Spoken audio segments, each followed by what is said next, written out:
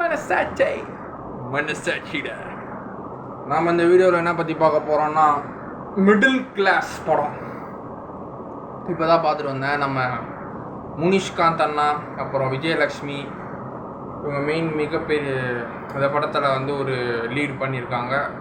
ஒரு சாதாரண சாமானியம் மக்களாக இந்த உலகத்தை பிறந்து மிடில் கிளாஸாக ஏழையும் இல்லாமல் பணக்காரனாகவும் இல்லாமல் இந்த ரெண்டு பேருக்கும் ரெண்டாங்கட்ட வாழ்க்கையாக வாழ்கிறத பற்றி தான் இந்த படம் சொல்லியிருக்காங்க. ப்ளஸ் முன்னாள் ஜென்ரேஷனோட ஒரு சின்ன ஒரு சேவிங்ஸான ஒரு பூர்வீக சொத்து அதை பற்றி சொல்லியிருக்கிறாங்க. ஸோ மிடில் கிளாஸ் என்ன சொல்லியிருக்காங்கன்னா, முனிஷ்காந்த் அண்ணன் ஒரு சாதாரண குடும்பத்தில் பிறந்து வந்தவர். அவங்க அப்பா ஒரு எலக்ட்ரிக் ஷாப் வச்சுருக்காரு சென்னையில். ஊரில் அவர் நம்ம வெள்ளலா ராமமூர்த்தி இப்போ எதிர்நீச்சலில் நடிச்சிட்ருக்காரு. மாரிமுத்து அண்ணன் இறந்துட்டார்ல, அவரோட கேரக்டர் இப்போ நடிச்சிட்ருக்காருல வெள்ளலா ராமமூர்த்தி சார். கிடாரி இளந்தரி பையனாக இருக்கணும்ட அப்படி சொல்லுவார்ல.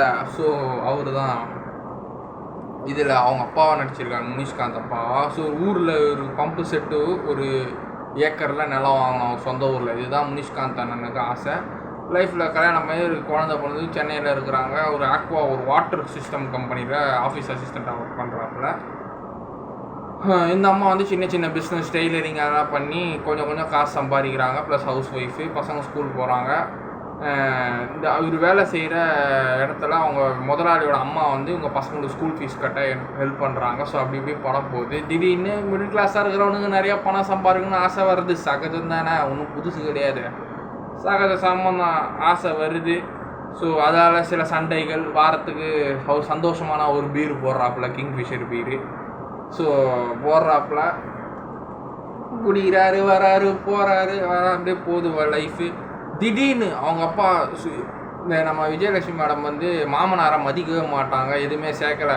பேர் தான் சிவ புண்ணியம், ஆனால் வாழ்க்கையில் வாரிசுங்களுக்கு எந்த புண்ணியமும் பண்ணலன்னு சொல்லிட்டு திட்டுவாங்க. மிடில் மாமனாரை திட்டுவார் நம்ம விஜயலட்சுமி மேடம். ஏன் திட்டுவாங்கன்னா, நீ எதுவும் சேர்க்கலை, உன் பிள்ளையும் ஒரு வெத்து நீயும் வெத்து ரெண்டு பேரும் எதுவுமே சேர்க்கலை சொல்லிட்டு இது பண்ணுவ. இவங்க ஆக்சுவலாக இவர் சொந்தமாக எலக்ட்ரிக் ஷாப் வச்சு நடத்துவார் சொன்னார்ல, அங்கே வேலைக்கு சேர்ந்தவன் ஒரு சேட்டு பையன் வருவான், ராம்லால் சேட்டு பையன். அவன்கிட்ட இந்த கடையை கொடுத்துருவாப்புல.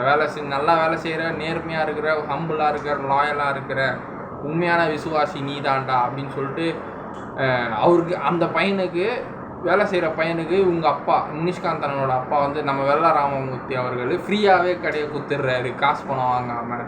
அது சொல்கிறாரு, காசு நான் ஃப்ரீயாகவே கொடுத்துட்றேன், அதுக்கப்புறம் நான் இந்த கடையை வச்சு மேலே வளர்ந்து பெரிய ஆனாலும் உங்கள் பையனுக்கு நான் இந்த கடையோட விலையை கொடுத்துருவேன் அப்படின்னு பட்டாவோட உயில் எழுதி கொடுத்துட்டாங்க. அந்த உயிலை தான் ஒரு பாக்ஸ்குள்ளே வீட்டு பரண மேலையில் தூசியில் இருக்கும். அந்த உயில் கோடிக்கணக்கு ப்ராப்பர்ட்டி உள்ள அந்த உயில் இந்த டப்பா உள்ள இருக்கும். ஸோ இதை பார்த்து இந்த இன்டர்வலுக்கு முன்னாடி இந்த உண்மையெல்லாம் அறிய அப்புறம் போய் நம்ம முனிஷ்காந்த் அண்ணன் போயிட்டு அவரை பார்த்துருவாரு. சிவபுண்ணியத்தோட பையங்க நான், எங்கள் அப்பா உயிர் வச்சுன்னு அந்த டைலாக்லாம் கேஸெல்லாம் ஓப்பனாக சொல்லிட்டாப்புல. உண்மையெல்லாம் பழைய ஃப்ளாஷ்பேக் உண்மையெல்லாம் எல்லாம் சொல்லிட்டாப்புல.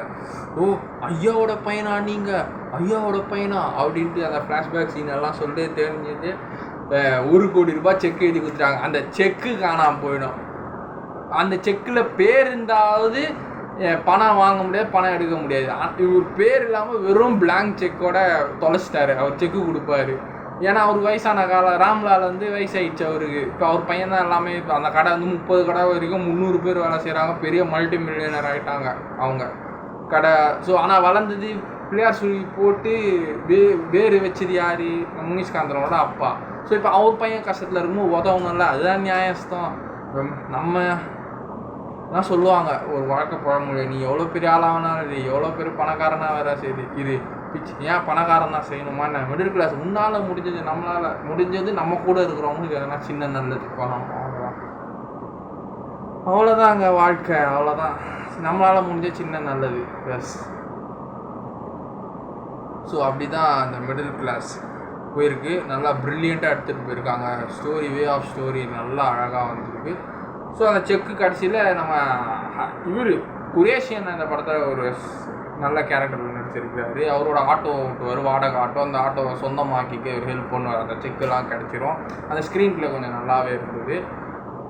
அப்புறம் வேறு ஒருத்தர் ஒரு ஜூனியர் ஆர்டிஸ்ட்டு, அவர் நிறைய படத்தில் நடிச்சிருக்கிறாரு. கேரக்டர் ஆர்டிஸ்ட் ஒருத்தர் செங்கோட்டைங்கிற ஒரு கேரக்டர் பண்ணியிருக்காரு. அவர் நல்லா நடிச்சிருக்காரு. மற்றபடி பார்த்தா படம் எனக்கு போர் அடிக்கலை. நல்லா கொஞ்சம் விறுவிறுப்பாக தான் போச்சு. ப்ளஸ் மிடில் கிளாஸோட லைஃப் எப்படி இருக்குமோ ரியாலிட்டியில் அதை தான் அப்படியே படமாக காமிச்சிருக்கிறாங்க. கடைசியில் மாமனார் தான் பணம் வரத்துக்கு முன்னாடி மாமனாரை கழுவி ஊற்றுறது இந்த மருமலுங்க. பணம் வந்த பிறகு மாமனார் ஃபோட்டோவை தொடச்சி லைட்டுக்கிட்டலாம் செட்டுக்கிட்டலாம் போட்டு அவருக்கு எல்லாம் போட்டு பூ போட்டு மாலை காட்டுது. இல்லைன்னா இந்த உலகம் பணம் வந்தால் வாடணும், பணம் இல்லைன்னா வாடா அப்படின்னு. அதுதான் அந்த உலகம். அதான் தெரியுது. அந்த மாதிரி மிடில் கிளாஸ் எனக்கு பிடிச்சது தான். பாய்.